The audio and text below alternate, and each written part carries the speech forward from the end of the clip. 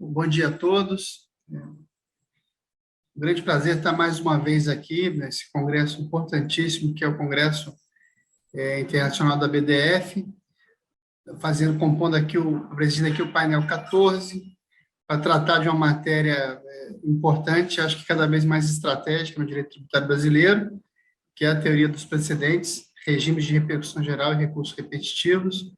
E para tratar desse tema, a gente vai contar aqui com a participação dos advogados e professores Igor Mauler, Fábio Fraga, Diogo Ferraz e Nina Pencac. Agradeço mais uma vez aqui o convite da BDF na pessoa do seu presidente, o professor Heleno Torres.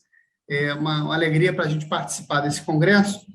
E acho que já iniciando os trabalhos, eu passo a palavra para o Fábio Fraga, para que ele tenha a oportunidade de fazer a sua exposição aí no tempo de 15 minutos.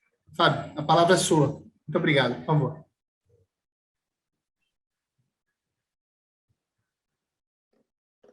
Obrigado, Maurício. Bom dia a todos e a todas.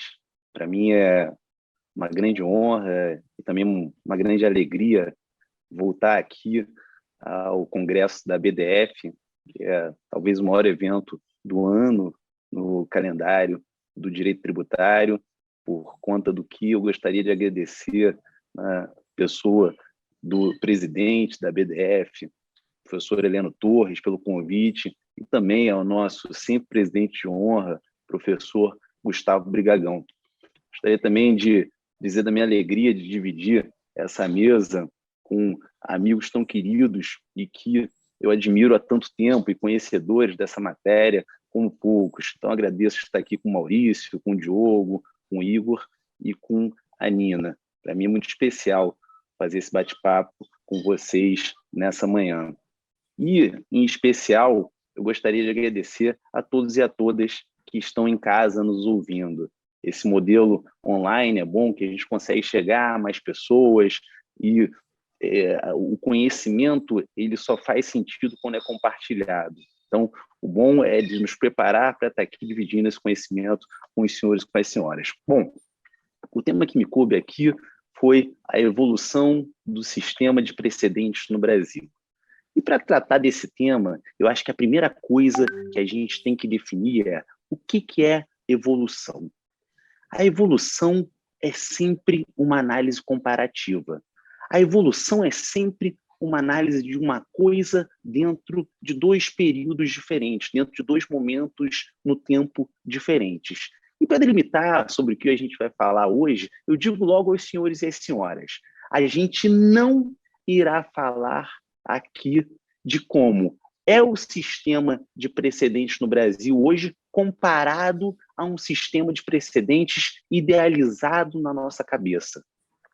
O que seria talvez um pouco frustrante e motivo de críticas, porque acho que a gente sempre pode melhorar. O que a gente vai tratar aqui, sim, hoje, é uma comparação entre como era o modelo anterior, como era o sistema anterior no passado e como é hoje o nosso embrionário, o nosso informação, o nosso jovem sistema de precedentes no Brasil.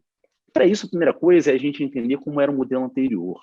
O modelo anterior era um modelo de independência do juiz. O modelo anterior era o modelo de liberdade irrestrita do juiz. Um livre convencimento sem qualquer tipo de limite.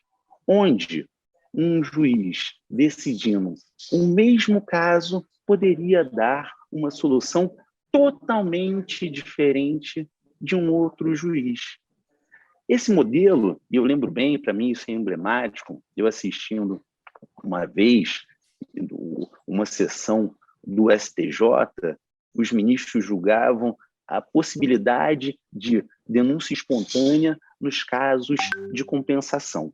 Dentro da mesma turma, quando era relator um ministro, se dizia por unanimidade, ou seja, os 5 ministros concordavam que era possível haver a denúncia espontânea, mesmo nos casos de compensação.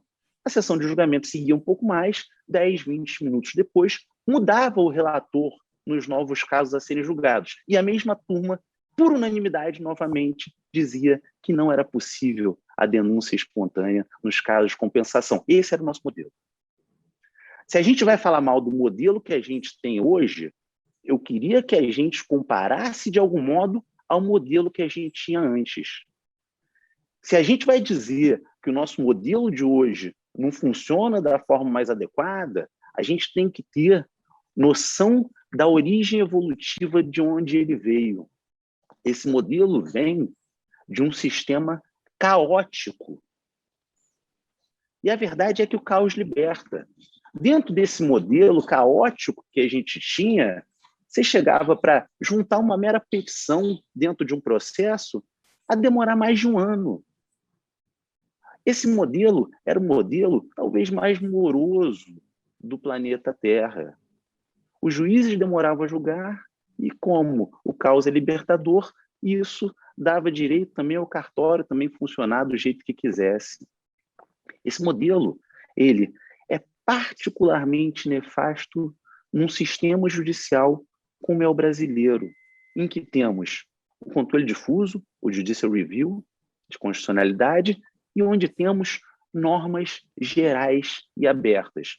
Você deixar sem limites os julgadores para interpretarem a legislação como um único norte, a lei e a Constituição, mas a serem interpretados da forma com que bem queriam, isso fere de morte a segurança, a isonomia, e isso deixa o processo muito mais lento.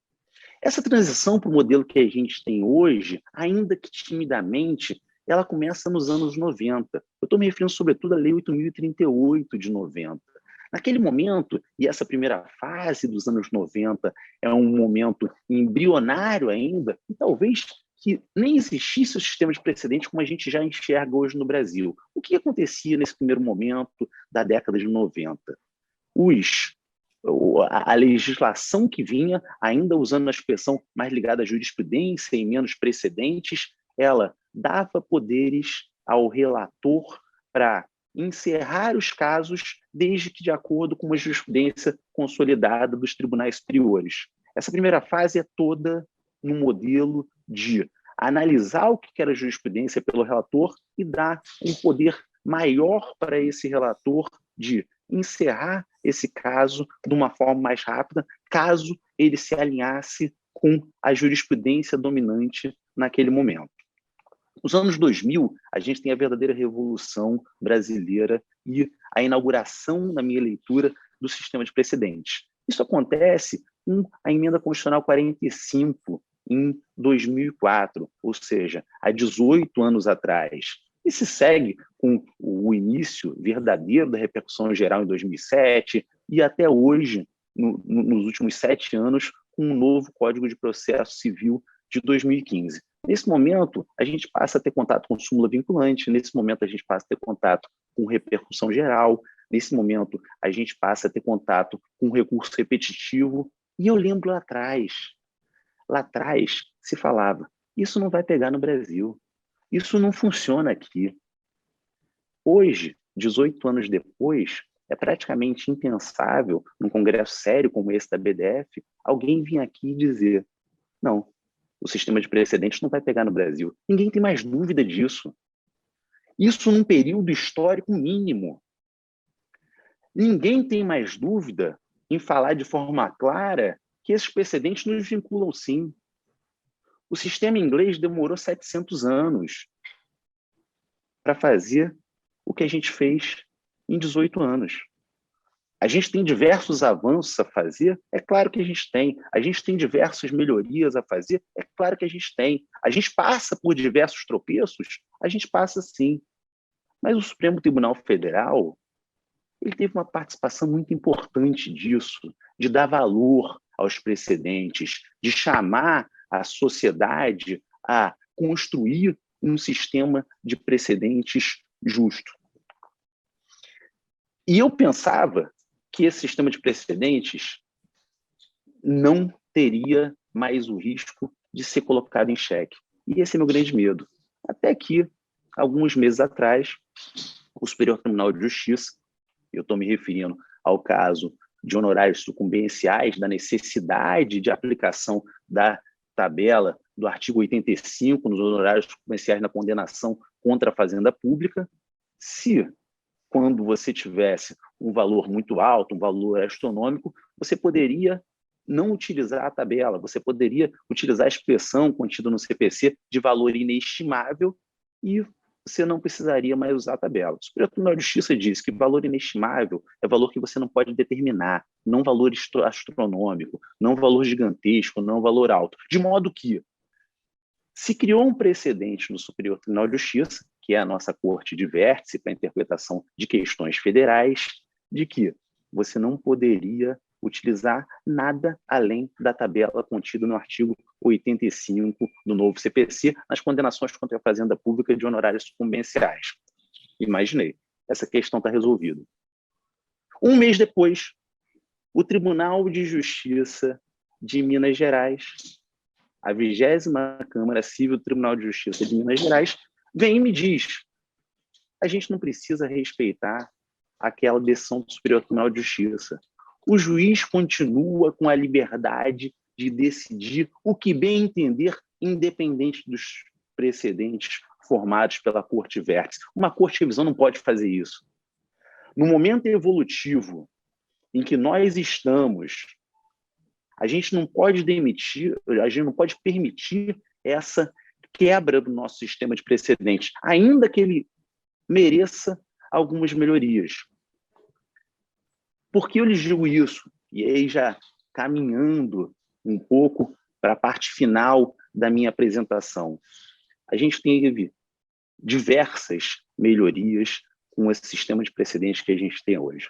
Eu trago 3 em especial para dividir com os senhores e com as senhoras. A gente tem uma segurança muito maior. Por que isso?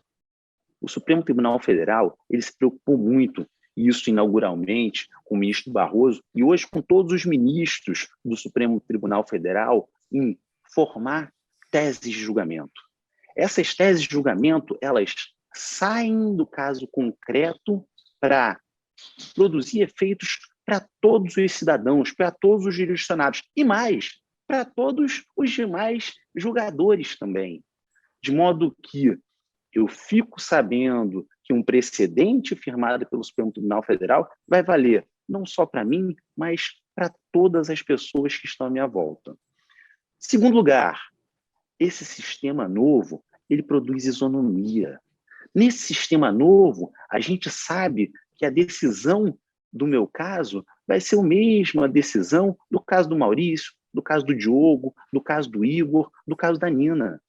Antes, o que mais a gente via era um juiz de primeira instância dando uma decisão para um e o outro dando uma decisão em sentido diametralmente oposto para o concorrente de uma empresa. Isso é terrível em termos concorrenciais, isso é terrível em termos de quebra de isonomia. E, por último, em terceiro lugar, a gente vê uma agilidade nos julgamentos dos processos nunca vista. Se você tivesse, no modelo anterior, com boa vontade, você dizia para o seu cliente que o processo devia demorar 10, 15 anos para ser julgado. Hoje, é muito comum um processo ser julgado com menos de 5 anos. E, se já houver repercussão geral, recurso repetitivo julgado, quando você ingressou com o processo judicial, é comum o processo ser julgado até mesmo em menos de 2 anos. Então, esse é um modelo que ele traz segurança, isonomia e agilidade. Isso a gente já ouvia desde o Rui Barbosa, que a justiça, quando é tardia, ela é uma injustiça em si própria. E essas resoluções que a gente conseguiu dos nossos problemas antigos do sistema anterior, a gente não pode ignorar. De modo que, hoje, o nosso sistema, completando 18 anos, se tornando um adulto, um maior de idade, ele já traz, na minha leitura, um histórico muito bom. Se a gente for olhar o novo Código de Processo Civil, que é uma criança ainda, ele já traz resultados muito bons. Se a gente for olhar a Emenda Constitucional 45, que está completando a maioridade agora, ela traz resultados muito bons. É claro que a gente precisa aperfeiçoar, é claro que a vida adulta, como as nossas foram, e como vai ser do sistema de precedentes, traz novos desafios. Mas a minha impressão é, a gente está num sistema evolutivo e a gente está num caminho muito melhor do que a gente estava antes. De modo que, por mais que tenhamos críticas, é inadmissível a gente romper com esse sistema que a gente inaugurou e dizer que juízes não precisam respeitar os precedentes firmados por cortes superiores. E é com isso que eu me despeço dos senhores e das senhoras e agradeço. Muito obrigado, doutor Fábio, pela exposição. Já passo a palavra, então, para o advogado e professor Igor Maurer, para que ele faça a sua exposição sobre o tema. Doutor Igor, muito obrigado, a palavra é sua. Muito bom dia a todos, é uma honra participar mais uma vez deste congresso da ABDF, nesta edição em homenagem à nossa querida ministra Regina Helena Costa, que tantas contribuições tem dado aí ao nosso sistema de precedentes, meu caro Fábio. Cumprimento os meus companheiros de mesa, meu querido amigo Maurício Faro, companheiro aí de lutas na OAB e no Supremo e Alhures, professora Nina Bencac, um prazer dividir com você pela primeira vez, creio, uma mesa, caro Diogo Ferraz, muito bom dia a todos. O tema que me foi dado tratar, e tentarei aqui ser bastante objetivo, porque o tempo urge, é a aproximação entre o controle difuso e concentrado, o que ainda os diferencia.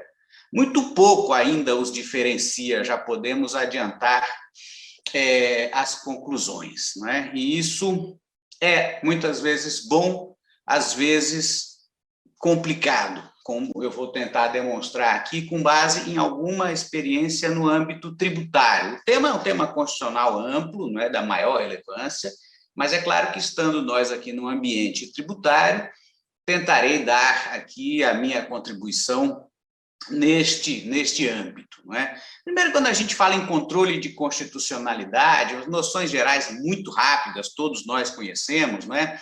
A gente tem aí no direito comparado, e mesmo no Brasil, o controle jurisdicional versus o controle político, né? O controle político, por exemplo, pareceres da Comissão de Constituição e Justiça, veto presidencial por razão de inconstitucionalidade e assim por diante. Derrubada do veto quando o Congresso entende que a matéria não é inconstitucional, isso tudo não deixa de ser um controle de constitucionalidade política.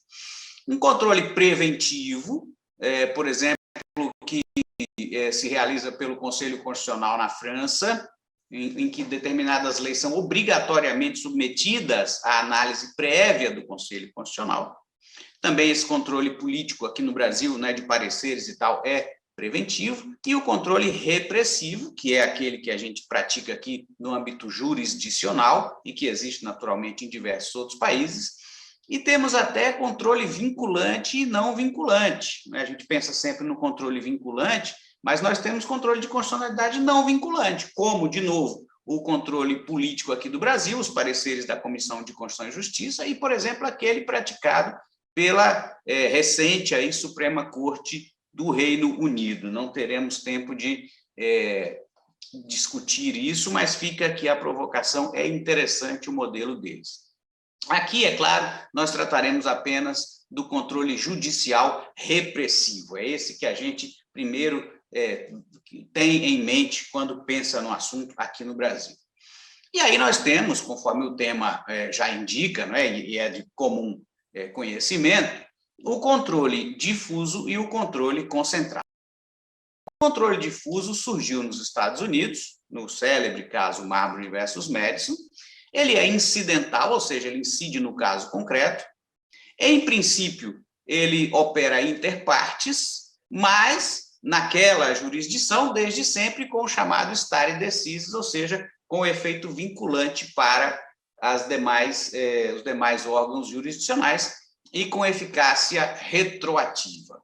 O que surgiu na Áustria, por inspiração de Kelsen, né, ele é abstrato, porque lá como que se opera, quando surge uma questão, classicamente, né, surge uma questão de inconstitucionalidade, suspende-se o processo, submete-se a questão à Corte Constitucional, ela decide e devolve a matéria para o órgão jurisdicional que suscitou aquela questão, e aí essa decisão é vinculante, tem efeitos erga omnes e mais eficácia apenas ex nunc. No modelo tradicional, original da Áustria, é assim. Essa questão da eficácia temporal sempre foi mitigada num sistema e no outro. No controle de constitucionalidade austríaco, concentrado, era preciso mitigar esse efeito ex nunc, pelo menos para que a decisão atingisse o próprio caso, porque o caso, naturalmente, surgiu de fatos anteriores à decisão de inconstitucionalidade. Então, seria paradoxal que aquele sujeito que suscitou a questão de inconstitucionalidade obtenha como resultado uma declaração de inconstitucionalidade que se aplica para todos, menos para ele mesmo. Isso seria absolutamente ilógico, não é? Então, desde o início, se mitigou esse rigor da eficácia apenas ex nunc. No controle difuso americano, né, em que você tem a eficácia tunc, retroativa, também é antiga a ideia de modularem-se os efeitos de uma decisão de inconstitucionalidade, para que eles não retroajam ou não retroajam ad eternum, para trás, lógico, quando fosse o caso, por exemplo, de uma virada constitucional. A Constituição americana tem mais de 200 anos, então imaginem o efeito que teria uma retroação radical de uma declaração de inconstitucionalidade agora, né, quando o contexto social, político, jurídico mudou em relação àquilo que havia no século XIX, por exemplo. No Brasil, a gente tem o controle difuso como o primeiro, surgido na Constituição de 1891. Na Constituição Imperial havia apenas o controle político e a última palavra do imperador, né, no exercício do poder moderador, mas com a Constituição Republicana inicia-se o controle de constitucionalidade jurisdicional difuso e sem stare decisis, né, o que causou esse problema que a gente viveu até recentemente de uma pulverização, uma multiplicação extraordinária de processos, porque o sujeito obtinha e o outro, para ter o mesmo efeito, tinha que entrar com a ação e ir até o Supremo e tal, e o Supremo julgava. Nós pegamos isso, alguns de nós, pelo menos aqui no painel, os mais velhos, pegamos isso, né, de o Supremo julgar numa mesma tarde 10, 20, 30 recursos extraordinários sobre a mesma matéria. A Constituição de 34 introduziu a possibilidade de suspensão da norma pelo Senado, que é o nosso atual artigo 52.10. E foi a mesma Constituição que instituiu o full bench, a necessidade de reserva de plenário para a declaração de inconstitucionalidade. O controle concentrado surgiu no Brasil com a emenda 16 de 1965. Quem tinha legitimidade era apenas o Procurador-Geral da República. Então, a partir daí, a gente passou a ter um sistema misto, diferente, porque aqui, desde a origem, a ação direta de inconstitucionalidade, controle concentrado, tinha efeito retroativo. Então, essa é uma característica nossa, né? O controle de constitucionalidade sempre tendo efeito retroativo, sendo possível, claro, a modulação, né, que vem de muito antes da Lei 9868. Os casos eram bem mais escassos, é verdade, não é? Apenas em que onde ali a modulação fosse verdadeiramente imprescindível e não tão vulgarizada quanto hoje, mas o fato é que já existia. A Constituição de 88 mantém o controle difuso, lógico, não é? De novo, sem stare decisis, não é? Mas cria a repercussão geral desde a emenda 45 de 2004. E aí o sistema começa a mudar, como o Fábio já adiantou.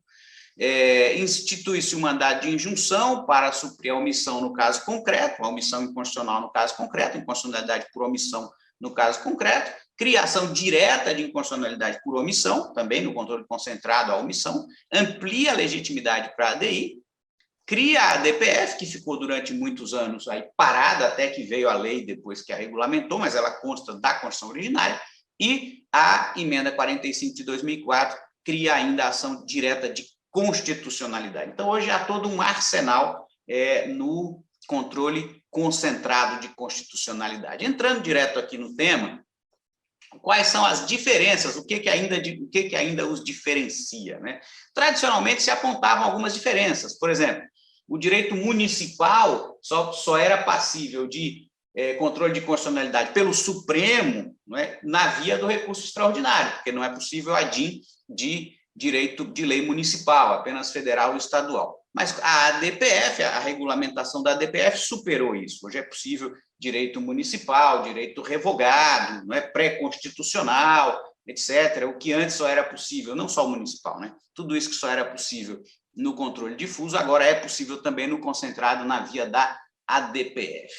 Tem também aquelas situações de interpretação direta da Constituição. Eu não estou discutindo a constitucionalidade de nenhuma lei, mas apenas a interpretação da Constituição e como que isso se reflete em alguma obrigação tributária. Pensemos, por exemplo, no PIS/COFINS sobre o ICMS. Não é? Ali não se discutiu constitucionalidade diretamente de norma nenhuma, mas apenas porque não havia uma norma dizendo expressamente que aquilo se incluía, mas apenas uma interpretação da Constituição e o reflexo disso na interpretação da lei. Mas hoje, com técnicas de decisão como a declaração... Então, isso, em princípio, só seria possível no controle incidental, não seria possível no controle concreto, porque eu não estou discutindo a inconstitucionalidade diretamente de lei nenhuma. Mas com as técnicas de decisão, como a declaração de inconstitucionalidade sem redução de texto ou interpretação conforme, creio que isso hoje também é possível no controle concentrado. Uma diferença muito relevante é a sobrevivência da norma, né? No controle difuso, mesmo com repercussão geral, declarada a inconstitucionalidade de uma norma, ela sobrevive, ao passo que no controle concentrado ela é diretamente fulminada e sai do mundo jurídico, de uma vez por todas, né? E isso tem uma consequência em termos de vinculação. A decisão na repercussão geral vincula o juiz, o judiciário, mas eu que sou parte, quero aquela decisão, preciso entrar com ação, suscitar a jurisdição para que o juiz, vinculado pela decisão da repercussão geral, me dê aquilo que o Supremo já garantiu. Ao passo que no controle concentrado eu não preciso disso, porque há vinculação da própria administração, a lei não existe mais, né? Então, isso, por exemplo, tem um caso aí em que Maurício e eu estamos atuando, o caso do Fundo Rural. O Supremo, em controle difuso, declarou constitucional uma norma e agora, no controle concentrado, está revendo e tem possibilidade de declará-la inconstitucional. Talvez, se isso fosse no controle concentrado, não houvesse mais essa possibilidade, né, por quanto aquela decisão do Supremo seria a última e final. Aqui, a ordem dos fatores pode alterar o resultado, né?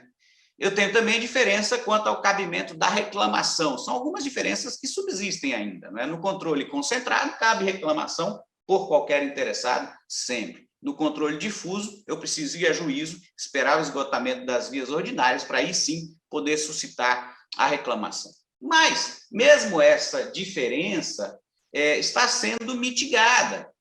Por um instrumento, por exemplo, criado pela emenda 45, a súmula vinculante, dá esse efeito erga omnes, que a decisão tomada no controle difuso, mesmo com repercussão geral, desse mesma não tem, empresta a ela esse efeito erga omnes. É claro que é preciso que se vote a súmula vinculante, instrumento que caiu aí num certo desuso, porque percebeu o Supremo Tribunal Federal rapidamente que a aprovação de súmulas vinculantes multiplicava extraordinariamente o número de reclamações, né?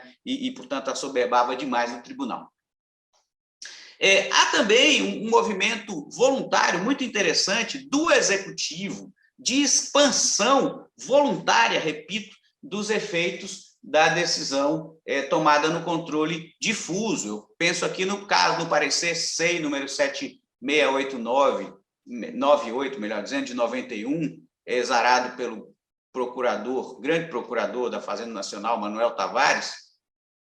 O que fez a PGFN nesse caso? Olha, o Supremo decidiu que o PIS/COFINS não incidem sobre o ICMS, isso foi no controle difuso, com repercussão geral, a rigor todo mundo precisaria de entrar com ação, mas desde março de 2017, que foi o período ali que se salvou da modulação, esse direito está reconhecido a todos, mesmo que não entrem com a sua própria ação. Então, isso, uma expansão, portanto, voluntária pelo destinatário da decisão, que não precisaria disso, ele poderia, não é, ali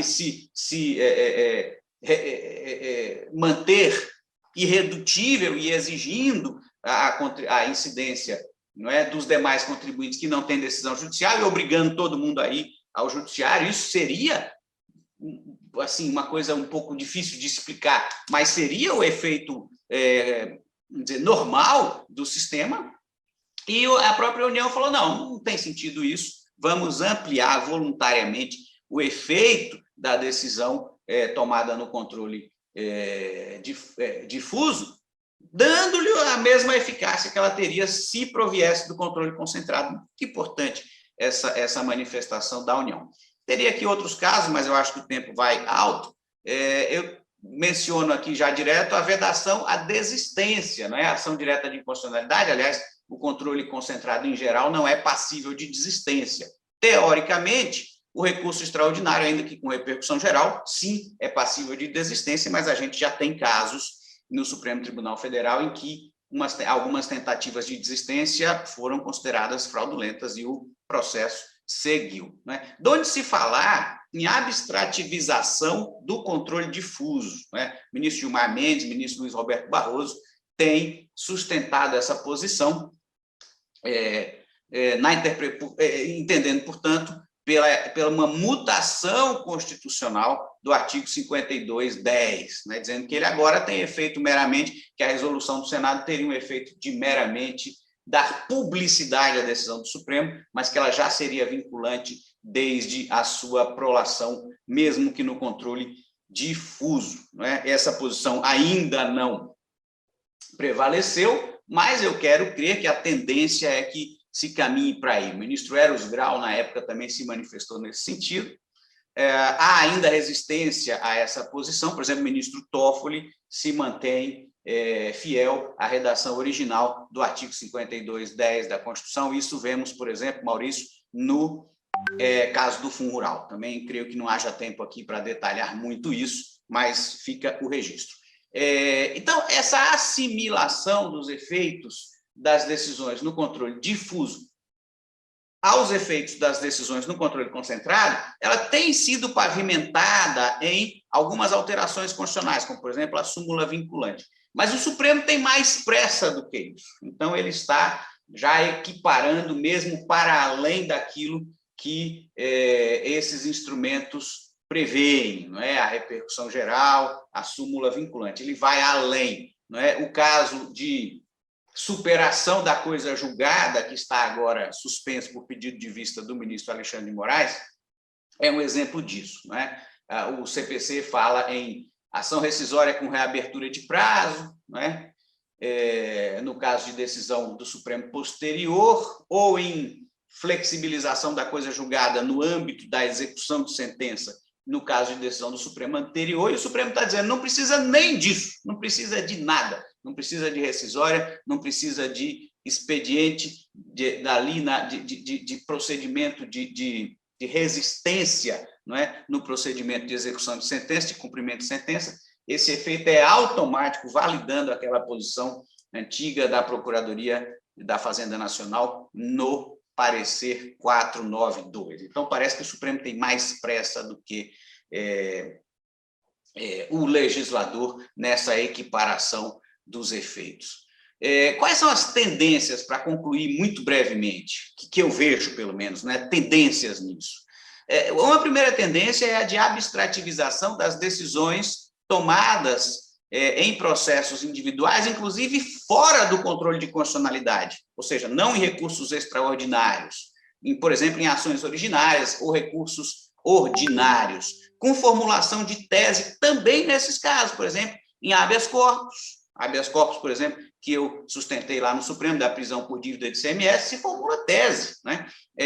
Progressão de regime nos crimes hediondos, né? Modulação de efeito também nesses outros procedimentos, né? O que, em princípio, antes do CPC, pelo menos, né? Era previsto apenas no controle de constitucionalidade, e agora no CPC, em caso de alteração de jurisprudência, mas o Supremo parece que também está indo um pouco além aí, e dizendo, olha, toda decisão minha, mesmo que não no âmbito do controle de constitucionalidade, vincula, né, e tem um regime parecido com aquelas tomadas no controle de constitucionalidade. Uma outra tendência que eu vislumbro no médio prazo é a instituição de repercussão geral na ação direta de inconstitucionalidade, né? Porque hoje a repercussão geral é um filtro no recurso extraordinário, mas a gente tem uma quantidade gigantesca de legitimados para a ação direta, né? As ações diretas não são sujeitas a esse filtro, então você tem um enxugamento dos recursos extraordinários por um lado, uma enxurrada de ações diretas por outro, né? E me parece que o Supremo, em algum momento, vai pensar na instituição de uma repercussão geral também na ADIM, para dizer, olha, isso aqui não é relevante, não vou mexer com esse assunto, porque não há tempo para tratar de tudo. Na prática, já existe um pouco essa repercussão geral na ação direta, quando simplesmente essas enormes quantidades de ações diretas que o Supremo recebe todo dia não são pautadas, né? Ficam lá nos escaninhos, meio que para todo sempre, portanto, já não deixa de ser um certo filtro entre aquilo que se vai julgar ou não. E, por fim, pensando agora aqui num possível efeito negativo dessa equiparação quase que total dos efeitos, e como último ponto, viu, Fábio, total dessa equiparação dos efeitos, a gente tem um risco de decisão de questões não suscitadas e não convenientemente debatidas. Então, o Supremo se depara, isso no STJ acontece muito também, Fábio, aí você, que é um estudioso aí do sistema de precedentes, talvez já tenha se preocupado com isso. Você tem uma situação concreta que é levada a julgamento. E aí o tribunal, isso acontece no Supremo e também no STJ, decide aquilo e decide 10 outras coisas. Faz uma lista, ó, se o redirecionamento for pedido por não sei quem no prazo tal, pode, se for no prazo não sei quem, não pode, se for assim, se tiver a suspensão, se não tiver, mas assim, mas quem perguntou isso? Isso está no caso? Não. Começa a legislar. E aí o problema é que a realidade é sempre muito mais complexa do que a cabeça de todos, não só dos juízes, de todos nós, né? Então, aquilo que se faz ali naquele momento, tentando cobrir todas as situações possíveis, não as cobre. E toda hora surge coisa nova, né? O judiciário deu um passo além, né, do que era o caso concreto, tentou legislar e não conseguiu fazê-lo convenientemente, e as dificuldades se acumulam, não é? Fora que a questão não foi debatida, não é? Aquilo que parece ali naquele momento ao julgador o melhor, e todos eles, é lógico, que agem com boa fé e no intuito de reduzir a litigiosidade, às vezes aumenta. Às vezes aumenta, porque a coisa não foi pensada, os casos concretos não foram analisados. E, por outro lado, portanto, se perde Igor, o caso concreto. O tema é muito rico. Só vou pedir para você, por favor, concluir, porque passou um pouquinho do tempo aqui. Obrigado. 30 segundos. E também se perde a dimensão do caso concreto na outra ponta. Quando se aplica aos casos concretos o entendimento do Supremo Tribunal Federal em casos que, em rigor, deveriam ter sido extintos por outras razões. Por falta de pré-questionamento, por intempestividade, etc. Ficam todos eles ali represados, sem juízo de admissibilidade, é o que diz o CPC, vem a decisão do Supremo e se aplica essa decisão a todos os casos que discutem a matéria, mas que não mereceriam, eventualmente, um juízo de mérito por questões processuais relevantes. Então, de novo, se perde a dimensão do caso concreto, seja quando se julga aquilo que não está em discussão, seja quando se aplica o que foi julgado a casos que não mereceriam um julgamento de mérito, quase que os tribunais se tornam tribunais de teses e não de casos. Se perde de vista o caso concreto, o que não pode, a meu ver, acontecer, pelo menos de forma assim tão radical. Então, peço desculpas a todos por ter superado o prazo e agradeço a atenção. Muito obrigado, Igor. O tema é muito profundo, você trouxe muitas contribuições, como sempre, não só pela perspectiva técnica, mas pela perspectiva prática de quem milita tudo no Supremo Tribunal Federal. O desafio desse tema aqui é grande, porque são muitas informações, são muitos cenários, né? Certamente a gente conseguiria aqui falar sobre isso uma tarde toda, possivelmente, mas, infelizmente, a gente, enfim, tem o limite aí E vocês já foram brilhantes, você fala de conseguir sucintamente colocar bem o problema. que a gente vive e os desafios aí dos próximos cenários. Eu passo a palavra, então, para o professor Diogo Ferraz.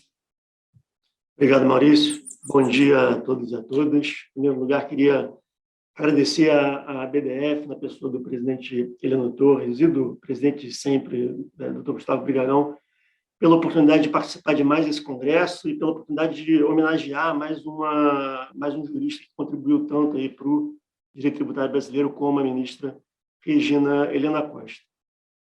Agradeço principalmente por estar nesse painel, tanto pelo tema, que é um tema que, para mim, é do presente e do futuro, do direito brasileiro, do direito tributário em especial, mas principalmente por estar na companhia de pessoas que eu admiro tanto, que eu conheço há mais ou menos tempo, mas que eu admiro todos imensamente. Queria começar concordando com o Fábio, né, de que a gente está num estágio ainda embrionário na construção desse sistema de precedentes aqui no Brasil. E eu lembro sempre do passado, lembrando do passado, daquele estágio que a gente estava antes de começar a dar esses passos que o Fábio narrou para a gente, que o Igor complementou. Eu lembro de alguns causos, né? Quando eu era estagiário, não tem lá muito tempo, né, tem uns 3 ou 4 anos, a piada de tribunal era que jurisprudência era igual sorvete, né, porque tinha para todos os gostos. E eu lembro de um caso específico em que eu e o Fábio fomos despachar com o juiz, eu tive a oportunidade de trabalhar junto com o Fábio durante um tempo, e era um caso, se não me engano, de depósito prévio recursal. E quando a gente citou uma decisão do Supremo Tribunal Federal, esse juiz virou para a gente e falou que o Supremo bom era o Supremo de frango, que é um prato conhecido aqui no Rio de Janeiro. Essas histórias são engraçadas, mas elas são sintomáticas também de uma cultura que a gente tinha no passado, de, se não desprezar, mas relegar a jurisprudência a um papel completamente secundário, né? A ponto da gente tolerar essa incoerência, essa inconsistência jurisprudencial como algo intrínseco e dar tão pouco valor a decisões das cortes superiores, né? De modo que o sucesso para a gente completar essa fase de transição e chegar a um sistema de precedentes que possa ser levado a sério depende de uma mudança de paradigma cultural, né? Mais do que procedimentos e regras e estruturas institucionais. Eu acho que precisa de uma mudança cultural, que é algo sempre muito difícil, né? Essa mudança acho que depende de dedicação, depende de comprometimento, depende de humildade, né? Para a gente saber que a gente tem que mudar a nossa forma de pensar algumas coisas.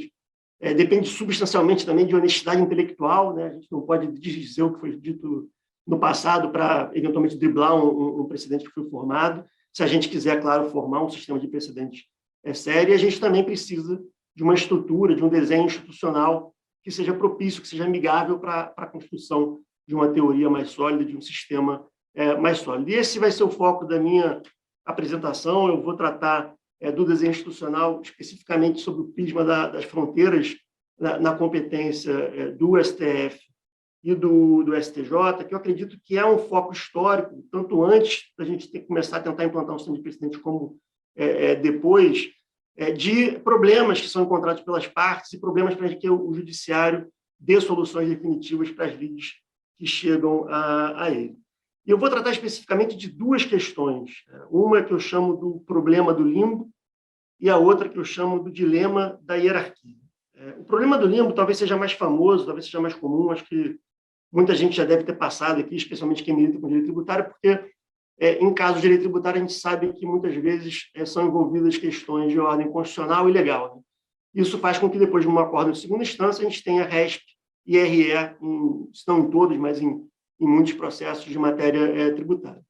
E aí o limbo surge quando o processo chega no STJ, e o STJ se recusa a analisar o recurso especial por entender que a matéria é constitucional. E aí o processo chega no STF, o STF se recusa a analisar o recurso extraordinário por entender que a matéria é infraconstitucional, que a ofensa seria meramente reflexa. Esse problema, para mim, na verdade, é sintoma de um problema maior, que é a tal da jurisprudência defensiva, né?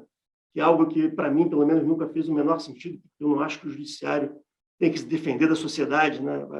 Para se defender do volume de processos, existem penalidades processuais aplicáveis em casos de abuso, e o resto de processos que se avolumam no judiciário é decorrência do nosso ordenamento jurídico, da complexidade, dos direitos que são garantidos aos cidadãos, e a gente tem que conviver com isso, alterar a legislação. E esse tipo de jurisprudência, se já não fazia sentido antes, naquele cenário lá tétrico, né, que o Fábio narrou para a gente, faz muito menos sentido ainda num sistema de precedentes que exige que o judiciário dê soluções para todas as lides, né, que tente pacificar aí todos os conflitos que existam na sociedade. Né? Aquela história de que com grandes poderes vem grandes responsabilidades. Né? Se o judiciário passou a poder ter um leque maior de precedentes vinculantes, né, com uma certa força normativa, ele tem a responsabilidade de dar respostas mais completas e definitivas para a sociedade. Felizmente, eu acho que esse problema, a gente está num bom caminho para solucioná-lo.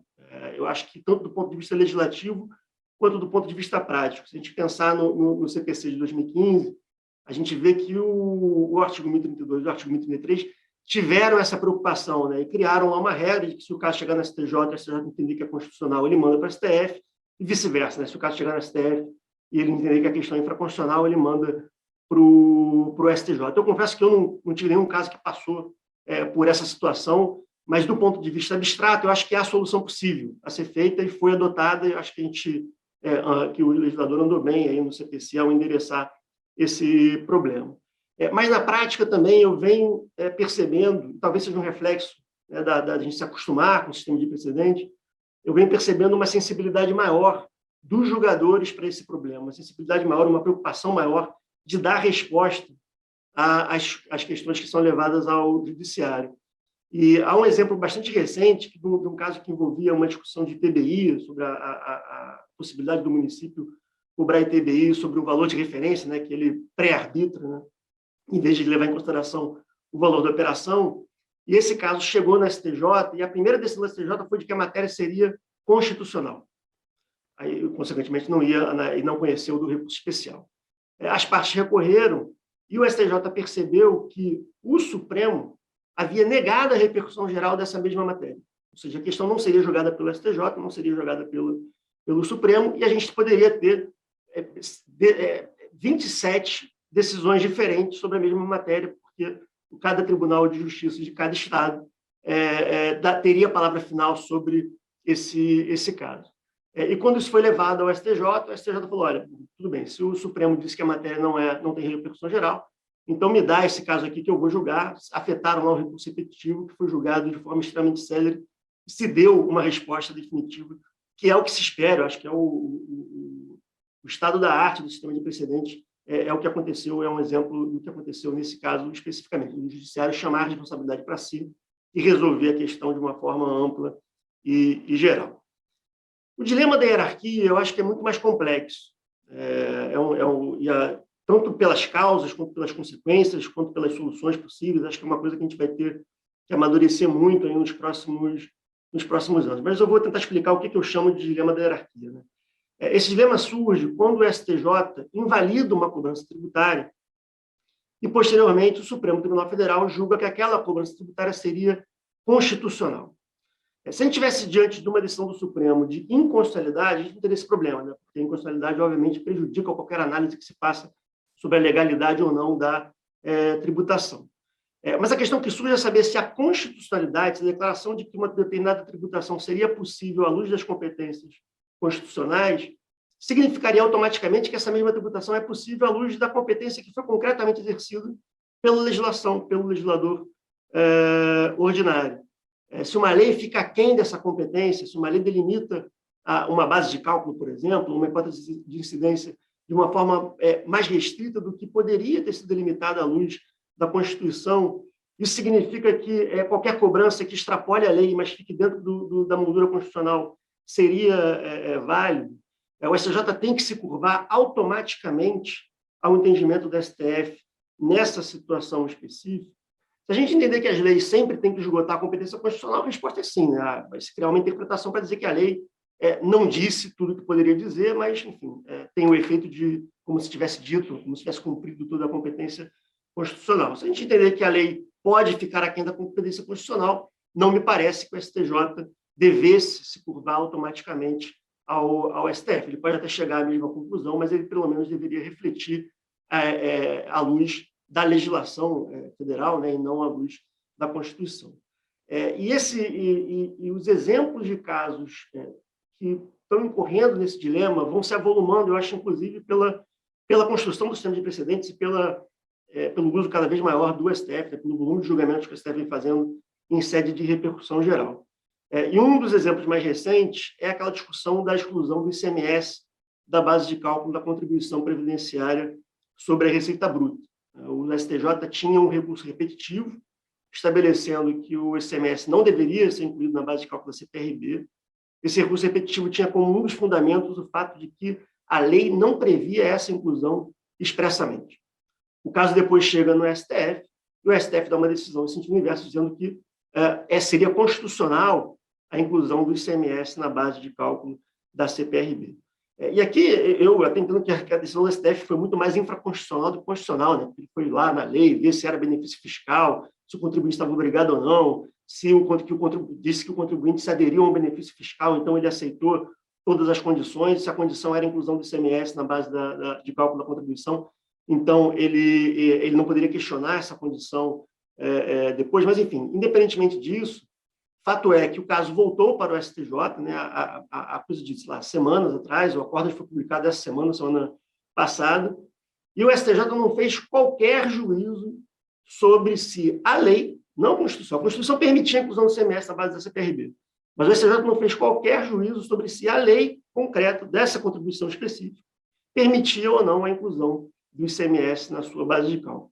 E aí isso gerou até uma situação curiosa, porque o STJ se curvou à decisão do STF e mudou a tese de repetitivo que ele tinha afirmado antes. E agora o STJ tem uma tese de repetitivo que fala literalmente que é constitucional a inclusão do ICMS na base de cálculo da CPRB. Ou seja, o STJ, que não tem competência em princípio, né, para declarar se algo é constitucional ou não, que tem uma tese de repetitivo dizendo que algo é constitucional e não um juízo de valor acerca da legalidade dessa discussão.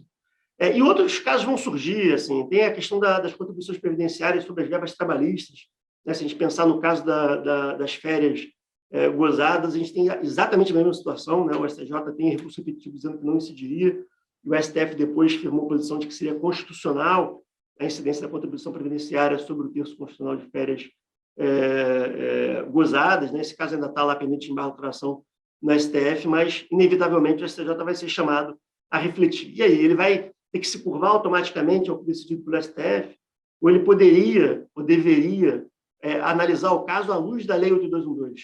Não, tudo bem, a Constituição permitiria, o 195 da Constituição permitiria a incidência sobre férias gozadas. Mas a lei instituiu essa cobrança, a delimitação da hipótese de incidência concreta na lei permite essa cobrança. Me parece que essa deveria ser a missão do STJ e não simplesmente carimbar uma decisão do STF em matéria constitucional.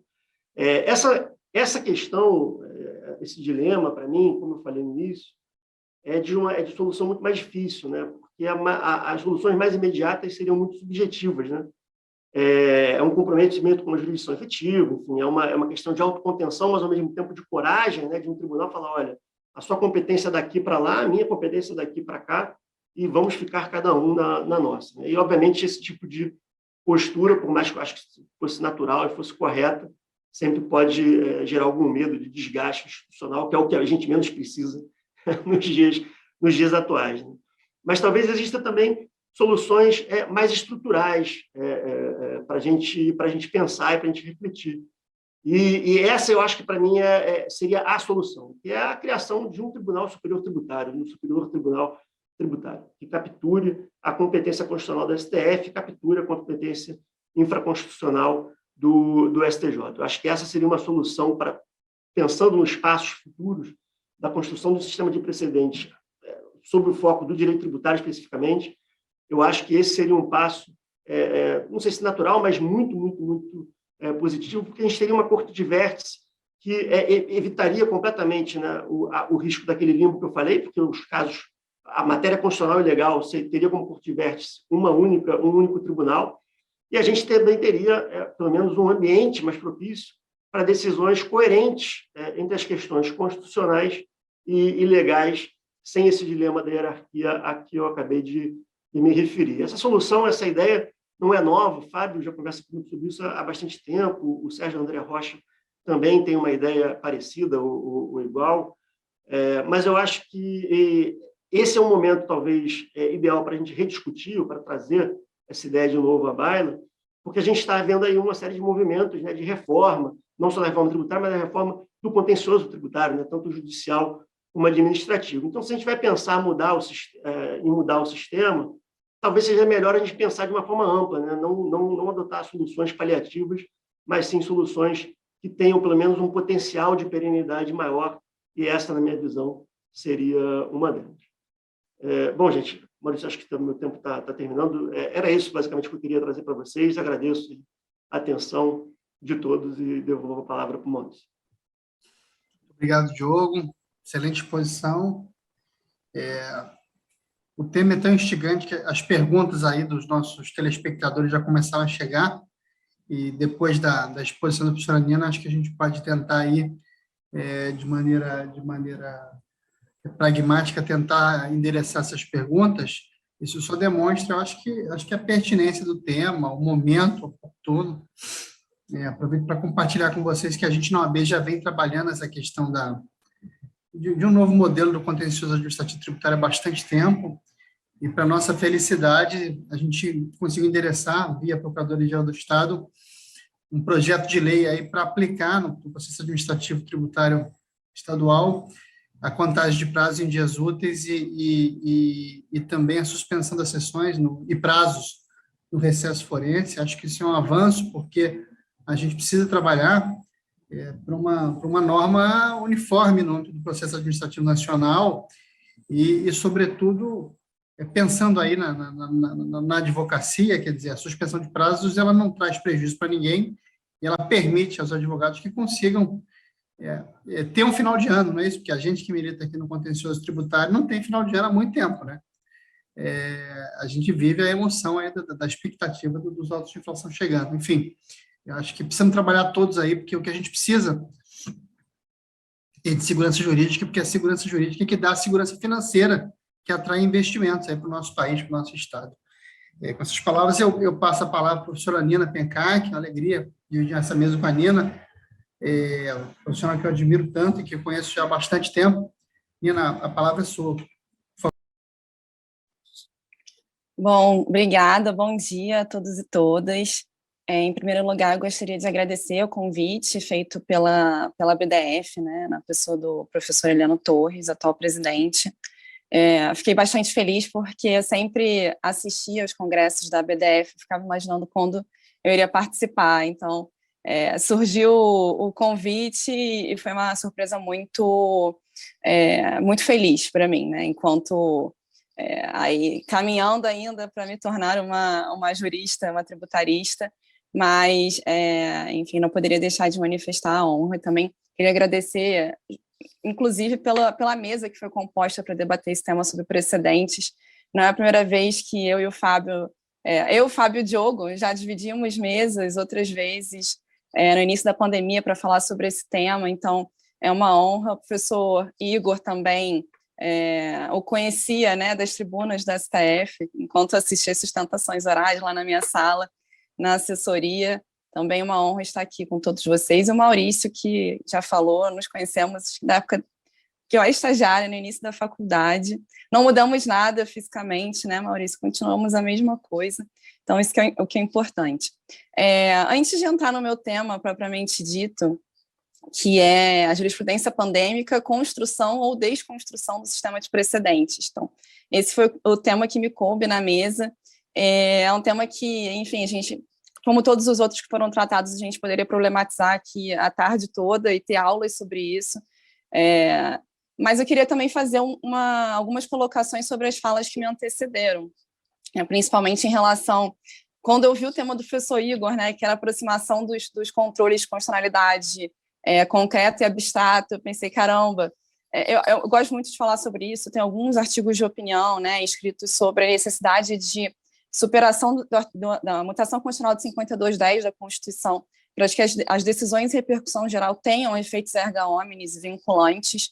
Então, em matéria tributária, é imperioso que isso aconteça. Eu acho que um passo importante, ele começou a ser dado lá em 2007, quando houve o início do julgamento da reclamação 4335, que era de relatoria do ministro Gilmar Mendes.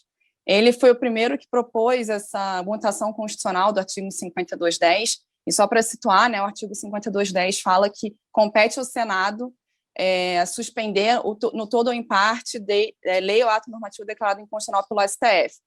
O que isso significa? Isso significa que, na prática, as decisões em controle abstrato de constitucionalidade, né, a DI, a DC, a DPF, elas têm efeitos vinculantes erga omnes automáticos, ou seja, assim que o STF profere a decisão, seja da publicação da ata de julgamento, né, como se tem interpretado mais recentemente, seja da publicação do acórdão, que é a interpretação mais tradicional, é obrigatório que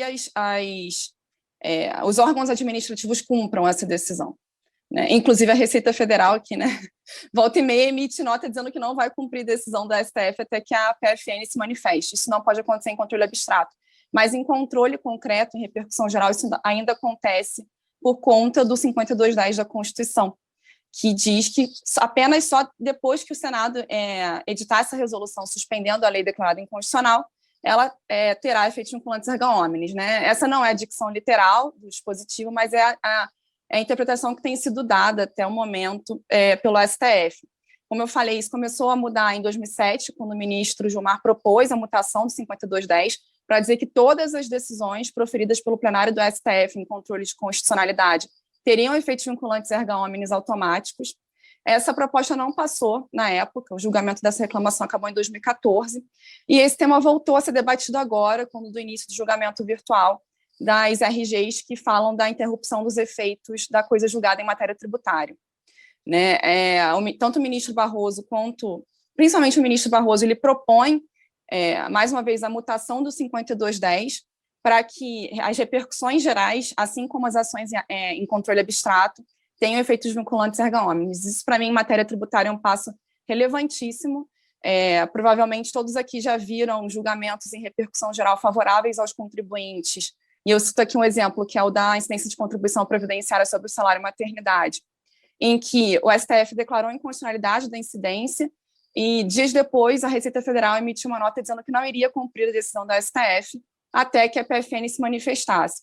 Então, existe essa previsão legal atualmente em âmbito federal de dispensa de recurso quando há julgamento em repercussão geral, mas essa dispensa de recurso, ela, via de regra, ela acontece depois da publicação do acordo. Então, até lá, e até que ela venha acontecer, a Receita Federal continua atuando, justamente ainda por conta da remanescência dessa interpretação, a meu ver, obsoleta do 5210. Então, já é o momento, né, da gente ultrapassar isso. E só um parênteses, a STF fez isso na década de 70, como o professor Igor falou, essa exigência de resolução do Senado, ela é de 1934, e ela até a década de 70, ela se estendia para as ações em controle abstrato também. O que o STF fez na década de 70? Em sessão administrativa, ele mesmo atribuiu efeitos vinculantes erga omnes às suas próprias decisões em controle abstrato. E depois veio uma alteração regimental, veio a Constituição de 88, que assimilou essa alteração, né? E o 5210, infelizmente, se tornou aí uma falha, a meu ver, no nosso sistema de controle de constitucionalidade, no nosso sistema de precedentes, que precisa rapidamente ser superada, obviamente, né? A ideia é que isso fosse feito em via legislativa, mas como já temos o precedente, né, do controle abstrato, não vejo um problema grande isso ser feito pelo próprio STF. Reconhecer a mutação constitucional do dispositivo. Poderia ficar falando desse tema, como eu já falei, durante muito tempo. Enfim, acho que essa aproximação entre os dois tipos de controle, ela é cada vez maior e cada vez mais inevitável, considerando aqui pelo menos 2 decisões em controle abstrato, em que o STF deu perda de objeto nas ações abstratas porque houve julgamento anterior de repercussões gerais. Então, é o próprio STF dizendo que a repercussão geral e o controle abstrato têm os mesmos efeitos, e aí, como exemplo principal, cito a DC 18, né, em que era analisada a constitucionalidade da inclusão do ICMS na base de cálculo do PIS e da COFINS. Houve o julgamento do tema 69, o relator da DC 18, que era o ministro Celso, deu a ação prejudicada por conta do julgamento do tema 69. Então, esse controle vem sendo feito, essa aproximação desses controles vem sendo feita também pela Corte, cada vez mais, e, a meu ver, o 5210 é o grande problema. Só entrando um pouco também num comentário em relação ao que o Diogo tratou, que é, a meu ver, né, um conflito de competência entre a STF e a STJ, que é um dos temas mais importantes também, depois do 5210, quando a gente fala de sistemas de precedentes brasileiros, porque a gente tem dois problemas aí, né? Quando o conflito é negativo e ninguém decide, e o Diogo tratou disso muito bem, e quando o conflito é positivo, os dois decidem. E quando o STF decide em sentido contrário ao que o STJ decidiu. Felizmente, a gente já tem precedentes do STF decidindo pela modulação de efeitos quando há mudança de jurisprudência entre as duas cortes. Isso começou no tema 69, né, da repercussão geral, em que o STF modulou os efeitos por alteração de jurisprudência em relação ao que o STJ tinha decidido, e se estendeu agora, né, num caso pró-contribuinte. Na verdade, o caso foi pró-contribuinte, a modulação foi pró-fisco, que é o tema 962. Né, e RPJ e CSLL sobre a Selic na repetição de indébito. Né, o STF modulou pró-fisco, considerando a alteração em relação ao que o STJ vinha decidindo. Espero que no tema 965, que é a contribuição previdenciária sobre o terço constitucional de férias, mantenha-se, né, essa linha de raciocínio, porque, a meu ver, é correta. A gente precisa de regimes de transição quando há dois tribunais com competências tão similares, não são idênticas, claro, mas tão similares, o que acontece principalmente em matéria tributária. Já entrando agora no meu tema, que é a construção ou desconstrução, né, dos precedentes em relação à jurisprudência na pandemia. Por favor, Maurício, você me interrompa, né, se eu ultrapassar aqui, eu sei que a gente tem as perguntas para responder, mas eu acho que eu destacaria aqui pelo menos 2 pontos dentro dessa jurisprudência pandêmica. O primeiro deles é a gente diferenciar jurisprudência da crise ou jurisprudência da pandemia de precedentes proferidos, né, durante a pandemia. Então, para mim, são 2 situações diferentes. Né? Dentro de jurisprudência da crise ou jurisprudência da pandemia, eu coloco aqueles precedentes proferidos pelo STF, principalmente, em que a crise, né, em que a pandemia foi uma circunstância levada expressamente em consideração para a tomada de decisão. E aí eu coloco, enfim, né, diversas ações abstratas que discutiam se estados, municípios ou União iriam regulamentar medidas de isolamento social, ACOs, né, que são as ações cíveis originárias, em que se debatia a aquisição de produtos hospitalares pelos estados, e a União ia lá e fazia a requisição administrativa desses produtos. Então, isso chegou ao STF via ACO. Em matéria tributária, especificamente, a gente teve uma série de suspensões de segurança pela presidência do STF, que foram depois levadas a plenário, porque os tribunais, né, tanto os TJs quanto os TRFs, começaram a proferir decisões, mandado de segurança e outros tipos de liminares em outras ações, suspendendo a exigibilidade de créditos, concedendo parcelamentos, concedendo diferimentos de pagamento, com base, né, na crise gerada pela pandemia, na crise econômica gerada pela pandemia. Então, os estados, né, os entes da federação recorreram, essas liminares e seguranças concedidas chegaram até o STF, e a presidência, né, proferiu, então, diversas decisões suspendendo essas decisões liminares e seguranças concedidas pelo TJ, pelos TJs e pelos TRFs. Então, esse primeiro bolo, né, esse primeiro conjunto de decisões, de precedentes, são precedentes que tiveram como mote, né, como plano de fundo, como circunstância relevante para a sua configuração a pandemia. Em matéria tributária, tirando essas suspensões de segurança, eu cito, não é matéria tributária especificamente, né, é a matéria de fundo, ela é de direito financeiro, mas, enfim, né, a gente tem também essa zona obscura entre direito tributário e financeiro muitas vezes. Dentro desse primeiro bolo, então, eu cito a ADI 6357, que para mim foi uma ADI bastante relevante e o grande exemplo de precedentes de crise em matéria financeira e tributária que o STF proferiu durante a pandemia da Covid-19, que foi a ADI, em que foram afastados circunstancialmente dispositivos da Lei de Responsabilidade Fiscal. E a gente tem que lembrar lá do início da pandemia, o que aconteceu? Houve, né, o decreto de calamidade pública pelos entes da federação. No entanto, para que houvesse despesas, né, para compra de equipamentos hospitalares, enfim, montar hospitais de campanha, tudo isso, né, medidas sanitárias para combate da Covid, precisariam, né, de acordo com a Lei de Responsabilidade Fiscal, de medidas compensatórias. O presidente da República, então, vai ao STF e fala: eu não tenho como apresentar medidas compensatórias para todas as despesas que eu tenho que assumir por conta da pandemia. A gente está num momento de crise sem precedentes. O STF vira e fala, ok, então vamos declarar a inconstitucionalidade circunstancial dos dispositivos, né, 14, 17 e outros, 65 da Lei de Responsabilidade Fiscal, que determinam que sejam feitas, né, medidas compensatórias, estimativas de impacto orçamentário, para então possibilitar que essas despesas urgentes sejam tomadas, né, sejam feitas, sejam assumidas. Então, a partir dessa decisão do STF, foi feito, né, o plano de governo do Auxílio Brasil, auxílio emergencial antes, né, agora é Auxílio Brasil, foram liberados créditos para as empresas. Então, essa decisão que afastou, pela circunstância da pandemia, dispositivos da Lei de Responsabilidade Fiscal, então, uma decisão que foi referendada pelo plenário, ela de relatoria do ministro Alexandre de Moraes, ela, para mim, é o grande precedente em matéria financeira tributária em relação a precedentes de jurisprudência da crise. E aí, eu sei que já está terminando o meu tempo, quando a gente fala de jurisprudência da crise, né, a gente tem exemplos, os mais famosos são do Tribunal Constitucional Português, que na época da crise econômica que atingiu Portugal nos anos 2000, houve uma série de medidas tributárias, né,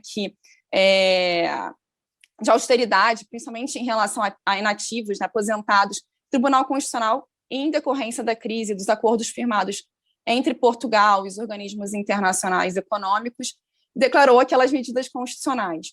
Então, a gente aqui no Brasil tem esse grande exemplo da DEI 6357 e de outros precedentes em outras matérias, né, em jurisprudência da crise. O que isso quer dizer? Isso não quer dizer que esse precedente não seja vinculante, né? Como o próprio Fábio falou, a gente está, sim, caminhando para uma teoria séria de precedentes em que há a necessidade de os tribunais, pelo menos, terem um esforço argumentativo para não seguirem determinado precedente hierarquicamente superior ou horizontalmente, né, proferido por eles mesmos, horizontalmente da mesma hierarquia. No caso dos precedentes da crise, eles são vinculantes, sim, né, eles geram expectativas de que eles venham a ser aplicados, só que a circunstância fática ela é tão própria, né, ela é tão restrita, que ela torna mais difícil que ocorra um caso similar no futuro. Isso não quer dizer que ela não seja vinculante. Ao contrário disso, e aí já caminhando para o final, né, da minha exposição, a gente viu, né, durante a pandemia, o crescimento da utilização do plenário virtual com a expansão do plenário virtual para todos os processos de competência da Corte. E o que isso gerou? Isso gerou um boom de julgamentos em matéria tributária, que não tiveram como mote, não tiveram como plano de fundo a pandemia, né? Mas tiveram como plano de fundo, sim, a expansão do plenário virtual. Então, alguns números aqui só para exemplificar. Em 2019, foram julgadas 33 repercussões gerais, ao todo, não estou falando aqui de matéria tributária. Em 2020, foram julgadas 135. E em 2021, esse número voltou a baixar, foram julgadas 65.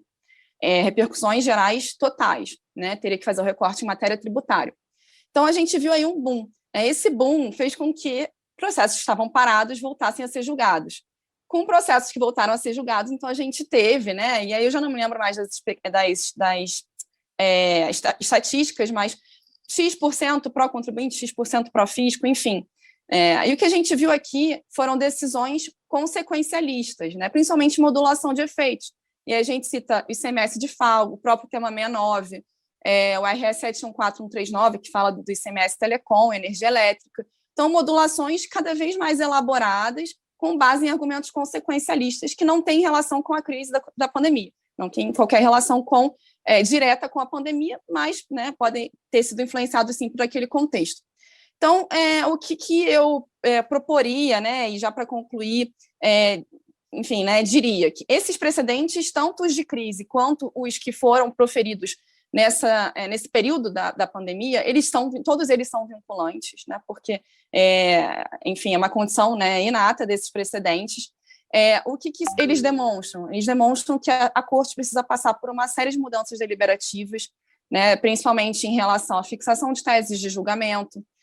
As teses de julgamento, elas precisam refletir as razões de decidir da Corte, né? Então, a ideia de fixação de teses de precedente, né, que começou nas repercussões gerais, tem sido estendida para outros processos, é justamente que a Corte pare e reflita quais são as razões de decidir daquele julgado, e aponte, né, formule um enunciado que aponte para essas razões de decidir.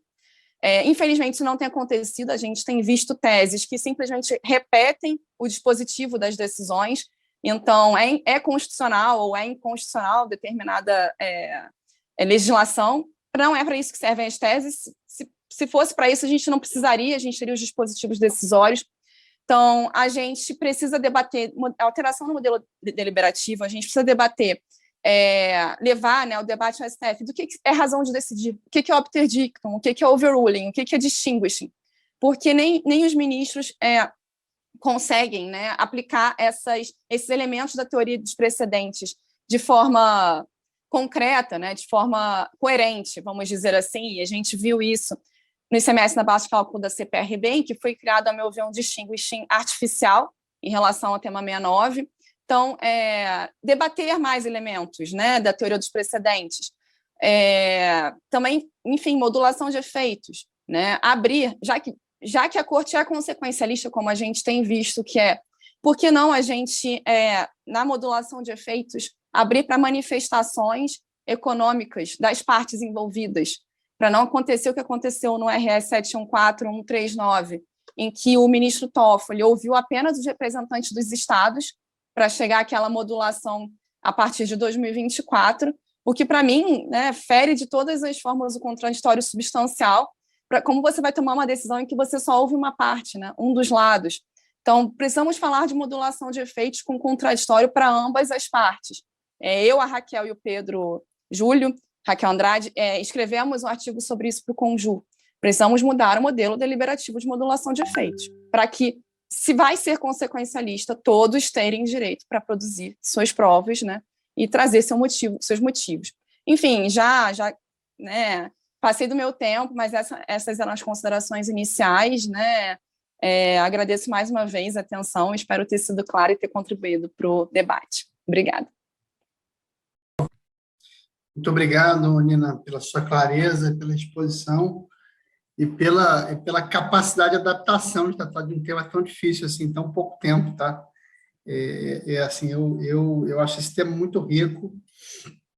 Eu fico muito feliz quando a gente consegue discutir com profundidade temas como esse, porque, pegando aqui a experiência do Igor aqui, que como o Cabelo denuncia mais experiente que a gente, entendeu? Tá mais tempo aí na lida. A gente, no Brasil, historicamente, passou muito tempo discutindo constitucionalidade formal.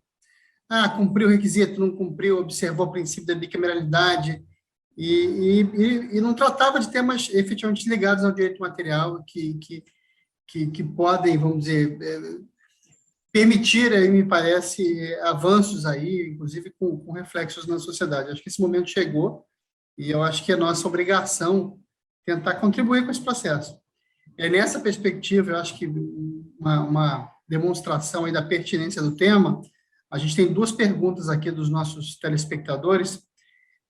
Primeiro, o doutor Jucimar Santos endereça uma pergunta ao Igor. Doutor Igor, o STF, ao decidir sobre o respeito ao princípio da seletividade na cobrança do ICMS sobre energia e telecomunicações, se posicionou pela inconstitucionalidade da cobrança por alíquota superior à alíquota base praticada pelo Estado. Porém, ao mesmo tempo, modulou os efeitos da sua decisão para até o exercício de 2024. Ele gostaria de saber sua opinião acerca da modulação prospectiva de uma inconstitucionalidade que o próprio STF reconheceu. Eu acho essa pergunta extremamente pertinente. A Nina, na aula que nos deu aqui, já tratou bastante disso, mas eu queria ainda assim fazer breves comentários. Faro, você, com muita perspicácia, notou, e não poderia ser diferente, essa mudança, né, que a gente sofreu lá no início da nossa carreira, em que não só as discussões judiciais, mas a própria doutrina do direito tributário era muito mais baseada em discussões de índole formal, né? Cumpriu a anterioridade, a irretroatividade, questões que são constitucionais, que são de extrema relevância, mas que não mergulhavam com tanta intensidade na própria semântica das normas de competência, por exemplo, para discutir a extensão das normas de competência. um debate que, nos últimos anos, como a gente bem sabe, o serviço e tal, o que é serviço, o que não é, serviço financeiro, leasing, né? Isso hoje é o dia a dia do contencioso tributário. Ainda temos questões de anterioridade, elas se mantêm. O DIFAL, por exemplo, é um caso clássico disso, né? Mas houve um ganho aí de complexidade. Agora, eu acho que tem um terceiro passo, e esse me preocupa, que é o de sairmos de uma discussão jurídica sofisticada, muito mais complexa do que aquela com a qual estávamos inicialmente acostumados, para uma discussão econômica. E aí a Nina diz, seria importante ouvir todos os interessados para trazerem as suas contribuições, as suas provas, os seus pareceres de índole econômica. Eu não vou discordar, porque hoje o Supremo está decidindo assim, mas eu acho que isso é um erro, que sequer essa discussão deveria se pôr. O Supremo Tribunal Federal não é um tribunal de julgar consequências econômicas, teses econômicas, de avaliar provas econômicas. É óbvio que ninguém quer quebrar o Brasil, nem pode, né? E que em casos limites, a modulação há de se impor por quase uma inexigibilidade de conduta diversa, né? O tribunal tem que ter um poder da República, é o órgão de cúpula de um poder da República, e tem que ter responsabilidade com a manutenção da República. Isso é óbvio. Ninguém está aqui para negar o óbvio. Agora, o que acontece hoje é que a modulação virou praticamente um capítulo posterior de toda a discussão em matéria tributária. O relatório, o voto e da modulação. Isso não é necessário, não é um capítulo necessário em toda a discussão tributária, isto é excepcional. E há de haver requisitos drásticos para a aplicação da modulação. Mudança de jurisprudência? Óbvio, né? Isso não se discute. Prejuízo à parte que não é autora da inconstitucionalidade. Então, o Estado comete uma inconstitucionalidade. Se eu declaro a inconstitucionalidade com efeitos ex tunc, esta retroação prejudica não o Estado, que deveria pagar pelo seu erro, mas o particular. Opa, não pode. Esses me parecem casos assim absolutamente lineares de modulação. E essa questão do rombo financeiro e tal, excepcionalissimamente, quando isso seja verdade, não toda hora, não de qualquer jeito, como hoje, infelizmente, né, e é com tristeza que eu digo isso, se tornou. Acho que o Supremo precisa repensar essa matéria. Sobre o caso concreto da Telecom, a Nina mencionou muito bem. É lógico que hoje as técnicas e a gente não tem que ter preconceito, nem medo, e muito menos aversão a essas técnicas. Elas são relevantes em situações específicas. Eu tenho, por exemplo, a técnica da norma ainda constitucional em processo de inconstitucionalização. Outro dia mesmo o Supremo decidiu isso, no caso do CONAMA. Estávamos lá, Maurício Faro e eu, esperando o julgamento do Fundo Rural, que não veio, e ficamos lá assistindo, tivemos uma aula sobre direito ambiental, uma discussão super interessante, né? Ou no caso do fundo de participação. Como é que eu declaro inconstitucional a norma de fundo de participação? Amanhã não tem mais fundo de participação. Então, é inconstitucional? Ter uma inconstitucionalidade é ruim? Ruim. Agora, se eu anulo a norma inconstitucional, o tribunal não pode piorar a situação. Não ter fundo de participação nenhum é pior do que ter um fundo de participação desequilibrado. Pelo menos eu tenho alguma coisa. Alguém está recebendo menos do que deveria, mas está recebendo alguma coisa. Então, uma norma em processo de inconstitucionalização, em X meses ou anos, se faz um apelo ao legislador, nem sempre cumpre, é outra história. Aqui não, no caso da energia não foi isso, né? Se diz inconstitucional, portanto não é processo de inconstitucionalização, não é ainda constitucional. Mas eu vou modular porque, não sei, porque é muito dinheiro, não é? E já havia uma previsão de que o Supremo declararia isso inconstitucional? Creio que sim, porque como que eu posso cogitar, no âmbito da seletividade, que a energia tenha uma alíquota elevadíssima, não é? Igual no PIS, COFINS sobre o ICMS também, tese com a qual eu nunca concordei, digo isso com muita tranquilidade. Mas, depois que o Supremo julgou, não tinha nenhuma razão para modular, porque desde 2006 ele tinha avisado que ia declarar inconstitucional. E por que eu vou modular? Porque sim. Não pode ser assim, né? E muito menos essa modulação prospectiva, né, para 2024. A PGFN já vinha tentando isso. No próprio caso do PIS, COFINS sobre o ICMS, assim, modula para o dia que julgar os embargos de declaração. Se demorar 30 anos para julgar os embargos de declaração, melhor. Quer dizer, aí é uma situação absolutamente surreal. Surreal, né? Tentou lá, não conseguiu, mas conseguiu uma modulação qualquer, em 2017, já foi um enorme ganho. E o que eu vejo, vou concluir, é que, assim, a modulação se vulgarizou, se barateou, muito mais do que deveria. Ela é um instrumento importante, claro que é, mas ela precisa ser usada com moderação, como tudo.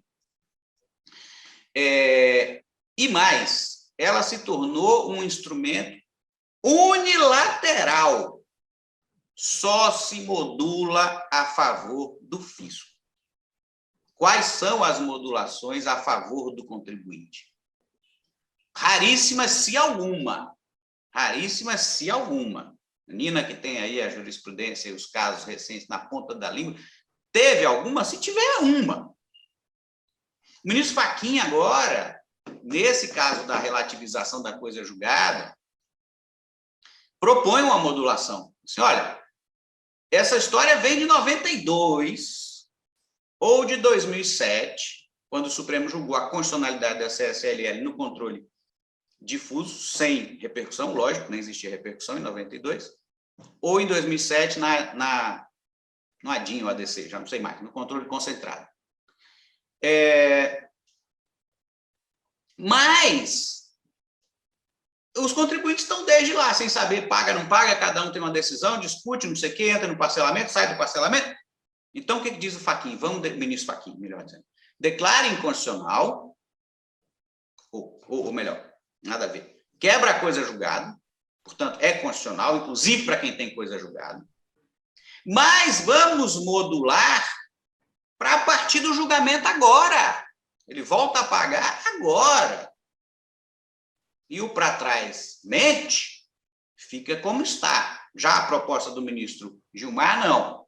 Em 92 já julgou o constitucional, paga desde lá, se você tem um rombo para trás, etc., problema seu. Então, a modulação, quando o tribunal se preocupa com o impacto financeiro, ele só se preocupa com o impacto financeiro para o Estado. E para as empresas, se quebrar todas as empresas, quem vai pagar o tributo e manter o Estado? O Estado não fabrica dinheiro, até fabrica, né? Mas na verdade, ele se financia a partir da sociedade. Então, há um desequilíbrio nessa preocupação financeira do tribunal. Eu acho que há um excesso de preocupação, uma superproteção, e toda superproteção é ruim, do Estado, que, portanto, se torne responsável, posso fazer o que eu quiser, porque tem alguém para me proteger, e uma desproteção, um abandono do contribuinte, mesmo quando ele talvez merecesse a modulação, também de forma excepcional. Modulação tem que ser excepcional de todo lado, porque quem vai a juízo pode esperar ganhar ou perder. O STJ decidir assim, não interessa, o Supremo Tribunal Federal revê o STJ. Então, se você ganhou no STJ e perdeu no Supremo, você não pode declarar surpresa, na minha opinião. Eu acho que isso não é motivo para modular, nem num sentido, nem no outro. E aqui eu discordo. Mas o fato é que isso tem que ser excepcional e tem que ser excepcional para todos os lados. Hoje se vulgarizou só para um lado e para o outro desproteção total, né? Essa que é a minha mensagem aqui, meu caro Fábio. Muito obrigado, Igor. Acho que é um aspecto curioso, e a gente que é do Rio de Janeiro aqui viveu isso bem, essa modulação aí, no caso da seletividade, ela é um pouco ofensiva, porque o órgão especial do Tribunal de Justiça, se eu não me engano, desde 2007, vinha declarando a inconstitucionalidade de FAO e observância lá o artigo 97, e de 2007 até o julgamento, a Procuradoria do Estado do Rio de Janeiro vinha sistematicamente obtendo suspensões de segurança. Quer dizer, que surpresa é essa que já está posta na mesa desde 2007, pelo menos, né? Tem uma pergunta aqui também para o professor Fábio, que é a seguinte, a pergunta da Camila Bitarães. Ela pede para o Fábio comentar sobre essa recente decisão do ministro Alexandre de Moraes, nas ADIs 7.066, 7.070 e 7.078, sobre o default do ICMS para não contribuintes e a Lei 50.190, ela coloca aqui, o ministro seguiu o voto anterior, no caso do default, voto esse que foi vencido e prevaleceu o entendimento do STF de que default seria sim o novo tributo. Porém, em contramão a esse entendimento firmado, o ministro Alexandre insistiu em deferir a liminar nas ADIs propostas referentes ao novo default. Ela pede para o Fábio comentar rapidamente sobre essa observação e essa decisão do ministro Alexandre. Fábio, a palavra é sua. Camila, obrigado pela pergunta. Essa pergunta é excelente. Eu acho que está um dos debates mais acesos hoje. Isso remete um pouco à função institucional do Supremo. O Supremo talvez tenha que deixar de ter votos plurais e passar a ter um voto institucional. Na Suprema Corte norte-americana, que é uma corte que está mais ambientada com a doutrina dos stare decisis, por conta estruturalmente de utilizá-lo há muito mais tempo que nós, eles têm uma sistemática diferente de votação. Lá na Suprema Corte norte-americana, ao contrário de aqui, não existe um relator original para o caso. Na sistemática da Suprema Corte norte-americana, após os hearings, que são uma espécie de sustentações orais dos advogados, mas um pouco mais dialético, com perguntas, os ministros da Suprema Corte norte-americana se reúnem a portas fechadas, chegam a um consenso, sem que ninguém precise relatar aquilo, e o Chief Justice, né, o presidente da Suprema Corte norte-americana, escolhe um dos ministros da corrente majoritária para relatar quer a posição vencida, quer a posição vencedora. De modo que, no final, como regra geral lá, surge apenas uma opinião, apenas um voto que vai retratar o posicionamento da Suprema Corte norte-americana como um todo. Esse voto, antes de ir a público, ele é circulado entre todos os justices, entre todos os ministros. Caso um ministro queira ainda modificar esse voto, ele faz sugestões de aperfeiçoamento desse voto. Caso ele ainda não esteja satisfeito, e somente aí ele pode emitir ou uma concurring opinion, que é um voto concordando, ou então um voto divergente daquele, porque entendeu que a divergência não estava bem conceituada naquele voto condutor. Aí a gente tem uma posição institucional muito mais clara do que a Suprema Corte. Na nossa Corte, como os votos plurais eles nem sempre conseguem ser tão bem retratados na tese do julgamento, fica sempre uma dúvida do que cada ministro decidiu. Nesse seu caso específico, e aí a pergunta é muito boa, porque na minha opinião ele é bem emblemático. Nesse caso específico, para mim, ficou claro no voto do ministro Alexandre de Moraes que ele entendia ser desnecessária a lei complementar. Isso, para mim, não tem dúvida que está dentro da ratio decidente, ou seja, do que importa, ou seja, do fundamento determinante do voto dele, mas que ficara vencido. Não tenho dúvida também em dizer aos senhores e às senhoras que, dentro da ratio decidente vencedora, ou seja, dentro da ratio decidente que prevalecera no Supremo Tribunal Federal, está que existia a necessidade de lei complementar, sim. Se a gente parte do pressuposto, num sistema de precedentes sério, de que todos os ministros daquela corte têm que valorizar o precedente proferido por eles próprios anteriormente, ainda que tenham ficado vencidos a gente tem que chegar à conclusão que a lei complementar era importante, sim. Se a gente entende que a lei complementar era importante, sim, talvez fique difícil para defender o voto do ministro Alexandre de Moraes, monocraticamente, em dizer que não havia fumus boniuris para deferir a liminar naquele momento. Por quê? Porque, muito embora coerente com o voto original dele vencido, hoje, se ele entendesse que deveria se curvar a maioria obtida no Supremo Tribunal Federal, ele não poderia decidir dessa forma. Tá? Esse caso tem outras peculiaridades, mas no voto dele ele não deixa claro quando fala que faltou fumus boniuris.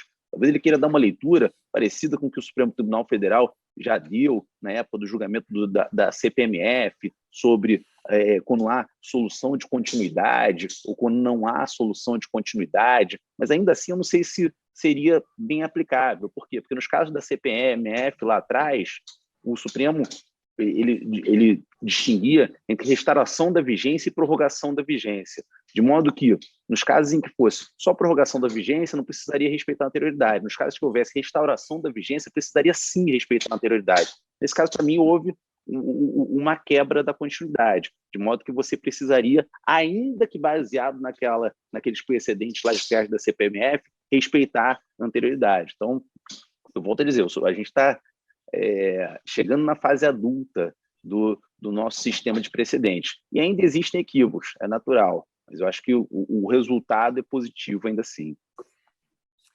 Muito obrigado, Fábio. Em razão do tempo, a despeito de outros desdobramentos, outras colocações, a gente acho que encerra essa mesa.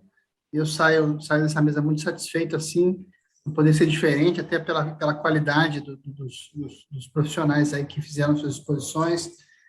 Agradeço mais uma vez a BDF pelo convite e parabenizo os professores Fábio Fraga, Igor Mauler, Nina Pencac e Diogo Ferraz pela excelência e pela qualidade das suas exposições e convido a todos os nossos telespectadores que sigam acompanhando aí esse congresso tão bacana realizado de modo presencial e virtual aqui no Rio de Janeiro.